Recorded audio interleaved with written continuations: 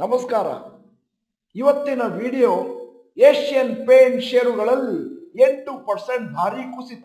ಮುಂದೇನು? ನಾನು ಡಾಕ್ಟರ್ ಭರತ್ ಚಂದ್ರ. ವಿಡಿಯೋಗಳ ಉದ್ದೇಶ ಕನ್ನಡಿಗರ ಫೈನಾನ್ಷಿಯಲ್ ಎಜುಕೇಶನ್.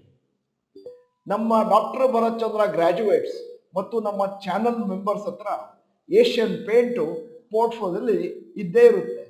ಅದಕ್ಕೋಸ್ಕರ ಇವತ್ತು ವಿಶೇಷವಾದ ವಿಡಿಯೋ ಮಾಡಿದ್ದೇವೆ ಮತ್ತು ಹಿಂದಿನ ದಿನಗಳಲ್ಲಿ ಕೂಡ ಇದರ ಬಗ್ಗೆ ಸಾಕಷ್ಟು ಇನ್ಫಾರ್ಮೇಶನ್ ಕೊಟ್ಟಿದ್ದೇವೆ. ನಮ್ಮ ಥಂಬ್ ನೇಲ್ ಅನ್ನು ನಿಮ್ಮ ಮುಂದೆ ಇಟ್ಟಿದ್ದೇವೆ. ಗ್ರಾಸಿಮ್ ಪೇಂಟ್ ಅವರು ರಿಲಯನ್ಸ್ ಜಿಯೋ ಬಳಸಿಕೊಂಡು ಏಷ್ಯನ್ ಪೇಂಟ್ ಅನ್ನು ಹಿಂದಿಕ್ಕುವ ಪ್ರಯತ್ನ. Asian paint downgrade. ಹೂಡಿಕೆದಾರರು ಈಗೇನು ಮಾಡಬೇಕು? ಕಳೆದ 3 ವರ್ಷಗಳಿಂದ ಏಷ್ಯನ್ ಪೇಂಟ್ ಷೇರುಗಳು ಅಂಡರ್ ಪರ್ಫಾರ್ಮಿಂಗ್ ಮುಂದೆ ಇವೆ. ಇದು ನಾವು ಮಾಡಿದ ವಿಡಿಯೋಗಳು. ಇವತ್ತು ಏಷ್ಯನ್ ಪೇಂಟು 8% ಕೆಳಗೆ ಬಿತ್ತು because of the weak quarter results. Performance ನಿಮ್ಮ ಮುಂದೆ ಇದೆ. Revenue July September 2023 8,479 crores. July September 2024 ಕಮ್ಮಿಯಾಗಿದೆ 8,028 crore ಮತ್ತು -5%. ನೆಟ್ ಪ್ರಾಫಿಟ್ ಕೂಡ ಬಹಳ ಬಿದ್ದಿದೆ. July September 2023 1,232 crores. July September 2024 net profit 694 -44%. Results weak ಇತ್ತು, ಬಿಲೋ ಅನಲಿಸ್ಟ್ ಎಕ್ಸ್ಪೆಕ್ಟೇಷನ್. ಸುಮಾರು ಬ್ರೋಕರೇಜ್ ಕಂಪನೀಸ್ ಅವರು ಒಂದಷ್ಟು ಭಯಪಟ್ಟಿದ್ದಾರೆ ಡಿಸಪಾಯಿಂಟಿಂಗ್ ಪರ್ಫಾರ್ಮೆನ್ಸ್ ಇಂದಾಗಿ ಮತ್ತು ವೀಕ್ ಡಿಮಾಂಡ್ ಮತ್ತು ಇಂಟೆನ್ಸ್ ಕಾಂಪಿಟಿಷನ್ ಏಷ್ಯನ್ ಪೇಂಟ್ ಸೆಕ್ಟರ್ನಲ್ಲಿ. ಹಾಗೆಯೇ ಸುಮಾರು ಬ್ರೋಕರೇಜ್ ಕಂಪನೀಸ್ ಅವರು ಏಷ್ಯನ್ ಪೇಂಟ್ ಅನ್ನ ಡೌನ್ಗ್ರೇಡ್ ಮಾಡಿದ್ದಾರೆ ಮತ್ತು revise Asian paint stock target price ಅನ್ನ ನಿಮ್ಮ ಮುಂದೆ ಇಡ್ತಾ ಇದ್ದೀನಿ. Asian paints revise target price. JP Morgan rating under wait, old target price 2,800, revise target price 2,400. CLSA rating underperform, old target price ಇಲ್ಲ, revise target price 2,290. Nomura rating neutral, old target price 2,850, revise target price 2,500. Morgan Stanley underweight, revise target price 2,528. Jefferies rating underperform, revise target price 2,100. Asian paint analyst rating ಸಮ್ಮರಿಯನ್ನು ನಿಮ್ಮ ಮುಂದೆ ಇಡ್ತಾ ಇದೆ. Buy 9, hold 11, sell 19, total 39. ಈಗ Asian ಪೇಂಟಿನ ಬಗೆಗೆ ಒಂದಷ್ಟು ಸಮಸ್ಯೆಗಳು, ಗೊಂದಲಗಳು, ಕನ್ಸರ್ನ್ಸ್. ಮೊದಲನೇದು significant fall in net profit due to fall in profit margin 4.8% ಕೆಳಗೆ ಬಿದ್ದು 15.4% ಬಂದಿದೆ. ಈಗ ನಿಮ್ಮ ಮುಂದೆ ಬೇರೆ ಬೇರೆ ಕಂಪನಿಗಳ operating profit margin. Asian paints 15.4%, Berger paints operating profit margin 15.6%, ಕೆನ್ಸೈ ನೆರೋಲೆಕ್ 10.9%, Akzo Nobel 14.9%, Indigo Paints 13.9%, Birla Opus data not available. ಎರಡನೇ ಕನ್ಸರ್ನ್, ಪೇಂಟ್ಸ್ ಸೆಕ್ಟರ್ನಲ್ಲಿ ಹೊಸ ಪ್ಲೇಯರ್ಸ್ ಬಂದಿದ್ದಾರೆ. Birla ಓಪಸ್, JSW paint, Pidilite paint ಇವೆಲ್ಲವೂ ಕೂಡ ಏಷ್ಯನ್ ಪೇಂಟಿಗೆ ಒಂದಷ್ಟು ನೆಗೆಟಿವ್ಲಿ ಇಂಪ್ಯಾಕ್ಟ್ ಮಾಡಿದೆ. ಯಾಕಂತಂದ್ರೆ ಅವರು ತಮ್ಮ ಪೇಂಟ್ಗಳನ್ನು ಕಡಿಮೆ ಬೆಲೆಗೆ ಮಾರ್ಕೊಳ್ಳಿ ಸ್ಟಾರ್ಟ್ ಮಾಡಿದ್ದಾರೆ.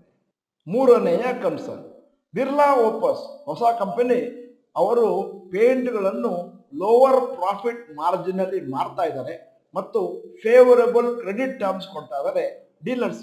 ಇನ್ನು 2-3 ವರ್ಷಗಳ ಒಳಗಾಗಿ ಬಿರ್ಲಾ ಓಪಸ್ ಪೇಂಟ್ ಅವರು 10,000 ಕೋಟಿ ಟರ್ನ್ ಓವರ್ ಅನ್ನು ರೀಚ್ ಆಗಬೇಕು ಅನ್ನುವಂತ ಪ್ಲಾನ್ ಅನ್ನು ಮಾಡ್ಕೊಂಡಿದ್ದಾರೆ. ಇವತ್ತು ಏಷ್ಯನ್ ಪೇಂಟ್ ಕುಸಿತವನ್ನು ಕಂಡ ಮೇಲೆ ಅದರ ರೇಟು ಏಪ್ರಿಲ್ 2021 ನಲ್ಲಿ ಇದ್ದಷ್ಟೇ ಆಗಿದೆ. ಏಷ್ಯನ್ ಪೇಂಟಿನ ಷೇರುಗಳಲ್ಲಿ ನಾವು ಕುಸಿತವನ್ನು ಕಂಡಿದ್ದೇವೆ. ಅದೇ ರೀತಿ ಬೇರೆ ಪೇಂಟಿಂಗ್ ಸೆಕ್ಟರ್ ಷೇರುಗಳಲ್ಲಿ ಕೂಡ ಸಾಕಷ್ಟು ಕುಸಿತವನ್ನು ಕಂಡಿದ್ದೇವೆ. ನೀವೇನಾದರೂ ದೀರ್ಘ ಅವಧಿಯ ಹೂಡಿಕೆದಾರರಾಗಿದ್ರೆ ಇವತ್ತಿನ ಈ ನ್ಯೂಸ್ ಇಂದ ನೀವು ಆಶ್ಚರ್ಯ ಪಡಬೇಕಾಗಿಲ್ಲ. ಯಾಕಂತಂದ್ರೆ ಅದರ ಬಗ್ಗೆ ಸಾಕಷ್ಟು ವಿಡಿಯೋಗಳನ್ನು ನಾವು ಹಲವು ದಿನಗಳಿಂದ ಮಾಡ್ತಾ ಬರ್ತಾ ಇದ್ದೇವೆ. ಏಷ್ಯನ್ ಪೇಂಟ್ ಕನ್ಸಾಲಿಡೇಷನ್ ಇತ್ಯಾದಿ ಇತ್ಯಾದಿ. ನಿಮ್ಮ ಮುಂದೆ ಮತ್ತೊಂದಷ್ಟು ಅಂಕಿ ಅಂಶಗಳು. Stock performance of paint companies. Asian paint 1 ವರ್ಷ returns -11%, 3-year returns minus 4% per annum, 5-year returns 9% per annum. Berger Paints 1-year returns minus 13%, 3-year returns minus 9% per annum, 5-year returns 5% per annum. Kansai Nerolac 1-year returns minus 12%, 3-year returns minus 12% per annum, 5-year returns minus 6% per annum. Indigo Paints 1-year returns 0, 3-year returns minus 13% per annum. Paint ಸೆಕ್ಟರ್ನಲ್ಲಿ ಬಹಳಷ್ಟು ಸ್ಪರ್ಧೆ ಮತ್ತು competition ಇರೋದ್ರಿಂದಾಗಿ ಹೊಸ ಕಂಪನಿಗಳು ಹಳೆಯ ಕಂಪನಿಗಳು ಎರಡೂ ಕೂಡ ಒಂದಷ್ಟು ನರಳಾಟವನ್ನು ಅನುಭವಿಸ್ತಾ ಇದ್ದಾವೆ. ಆಗಲೇ ಹೇಳಿದ ಹಾಗೆ ಹೊಸ ಕಂಪನಿಗಳು ತಮ್ಮ ರೇಟನ್ನು ಆದಷ್ಟು ಕಮ್ಮಿ ಮಾಡಿಟ್ಟಿದ್ದಾವೆ. ಈಗ ಹಳೆಯ ಕಂಪನಿಗಳು ಈ ಸಂದರ್ಭದಲ್ಲಿ ಏನ್ ಮಾಡ್ತಾರೆ ಅಂತ ಕಾದು ನೋಡ್ಬೇಕಾಗಿದೆ. ನಿಮಗೆಲ್ಲ ನೆನಪಿರಬಹುದು, ಹಳೆಯ ಕಾಲದಲ್ಲಿ ರಿಲಯನ್ಸ್ ಜಿಯೋ ಅವರು ಒಂದು ಅಪ್ರೋಚನ್ನ ಮಾರುಕಟ್ಟೆಗೆ ತಂದುಕೊಟ್ಟಿದ್ರು. ಏನು ಅಂತಂದ್ರೆ ಆದಷ್ಟು ಕಮ್ಮಿ ರೇಟಲ್ಲಿ ತಮ್ಮ ಪ್ರಾಡಕ್ಟ್ ಗಳನ್ನು ಮಾರ್ಕೊಳ್ಳೋದು, ಅದಾದ್ಮೇಲೆ ಸ್ವಲ್ಪ ಸ್ವಲ್ಪ ಹಣವನ್ನು ಏರಿಸ್ತಾ ಹೋಗುವುದು. ಪೇಂಟ್ ಸೆಕ್ಟರ್ ನಲ್ಲಿ ಹೊಸ ಕಂಪನಿಗಳು ಈ ರಿಲಯನ್ಸ್ ಜಿಯೋ ಅಪ್ರೋಚ್ ಅನ್ನ ತಮ್ಮದಾಗಿಸಿಕೊಂಡಿದ್ದಾರೆ. ಈ ಸಂದರ್ಭದಲ್ಲಿ ಇನ್ನೊಂದು ಪ್ರಾಮುಖ್ಯವಾದ ವಿಷಯವನ್ನು ಹೇಳಲೇಬೇಕಾಗುತ್ತೆ. ಇತ್ತೀಚಿನ ದಿನಗಳಲ್ಲಿ ಸ್ಟಾಕ್ ಮಾರ್ಕೆಟ್ ರೆಗ್ಯುಲೇಟರ್ ಅವರು ಬಹಳ ಸ್ಟ್ರಿಕ್ಟ್ ಆಗಿದ್ದಾರೆ. ಯಾವ್ಯಾವ ಜನರು ಸ್ಪೆಸಿಫಿಕ್ ಆಗಿ ಇಂಡಿವಿಜುವಲ್ ಸ್ಟಾಕ್ಸ್ ಬಗ್ಗೆ ಒಪಿನಿಯನ್ ಕೊಡ್ತಾರೋ ಅವರಿಗೆ ಒಂದಷ್ಟು ಬ್ಯಾನ್ ಮಾಡ್ತಾ ಇದ್ದಾರೆ. ನಾವು ನಮ್ಮ ವಿಡಿಯೋಗಳಲ್ಲಿ ಕೇವಲ ಫ್ಯಾಕ್ಟ್ಸ್ ಫಿಗರ್ಸ್ ಅನ್ನ ಮಾತ್ರ ನಿಮ್ಮ ಮುಂದೆ ಇಡ್ತಾ ಇದ್ದೇವೆ. ಇಂತಹ ಶೇರ್ ಅನ್ನು ಕೊಳ್ಳಿ, ಇಂತಹ ಶೇರ್ ಅನ್ನು ಮಾರಿಕೊಳ್ಳಿ ಅಂತ ಯಾವುದೇ ಒಂದು ಸಲಹೆಯನ್ನು ಕೊಡ್ತಾ ಇಲ್ಲ. ನಮಗೆ ತಿಳಿದು ಬಂದ ಮಾಹಿತಿಗಳ ಪ್ರಕಾರ ಸುಮಾರು ಹಿಂದಿ ಮತ್ತು ಇಂಗ್ಲಿಷ್ ಚಾನೆಲ್ಗಳನ್ನ ಸರ್ಕಾರದವರು ಬ್ಯಾನ್ ಮಾಡಿದ್ದಾರೆ. ಯಾಕಂದ್ರೆ ಅವರು ಸ್ಪೆಸಿಫಿಕ್ ಆಗಿ ಸ್ಟಾಕ್ಗಳ ಬಗ್ಗೆ ಸಲಹೆಗಳನ್ನು ಕೊಡ್ತಾರೆ. ಇನ್ನೂ ಒಂದು ಇಂಟ್ರೆಸ್ಟಿಂಗ್ ವಿಚಾರ ಏನು ಅಂತಂದ್ರೆ, ಹಲವರು ಸೆಬಿಯಿಂದ ಪರ್ಮಿಷನ್ ಅನ್ನು ತಗೊಂಡಿದ್ರು, ಅವರ ವಿಡಿಯೋಗಳನ್ನು ಕೂಡ ಬ್ಯಾನ್ ಮಾಡ್ತಾ ಇದ್ದಾರೆ. ಅದರಿಂದಾಗಿ ಸೆಬಿಯವರು ಯಾವುದನ್ನು ಅಲೋ ಮಾಡ್ತಾರೆ, ಯಾವುದನ್ನು ಅಲೋ ಮಾಡೋದಿಲ್ಲ ಅನ್ನುವಂಥದ್ದನ್ನು ಮುಂದಿನ ದಿನಗಳಲ್ಲಿ ಕಾದು ನೋಡಬೇಕಾಗುತ್ತೆ. ಏಷ್ಯನ್ ಪೇಂಟ್ ಕುಸಿತವನ್ನು ಕಾಣ್ತಾ ಇರುವಂತ ಈ ಸಂದರ್ಭದಲ್ಲಿ ಇನ್ವೆಸ್ಟರ್ಸ್ಗೆ ಒಂದಷ್ಟು ಆಯ್ಕೆಗಳಿದ್ದಾವೆ. ಮೊದಲನೇದ್ದು, ಯಾವುದೇ ಒಂದು ನಿರ್ಧಾರವನ್ನು ಕೈಗೊಳ್ಳಬೇಕಾದ್ರೂ ಕೂಡ ಅದು ನಿಮ್ಮದೇ ಆಗಿರಬೇಕು. ನಿಮ್ಮ ರಿಸ್ಕ್ ಅಪಿಟೈಟು, ನಿಮ್ಮ ಟೈಮ್ ಹೊರೈಸನ್ನು ಮತ್ತು ಕಾನ್ಫಿಡೆನ್ಸ್ ಇಂದ ಕಂಪನಿ. ಸಾಮಾನ್ಯವಾಗಿ ನಾವು ನಮ್ಮ ವಿಡಿಯೋಗಳಲ್ಲಿ ಡೈವರ್ಸಿಫಿಕೇಶನ್ ಬಗ್ಗೆ ಮಾತಾಡ್ತೇವೆ.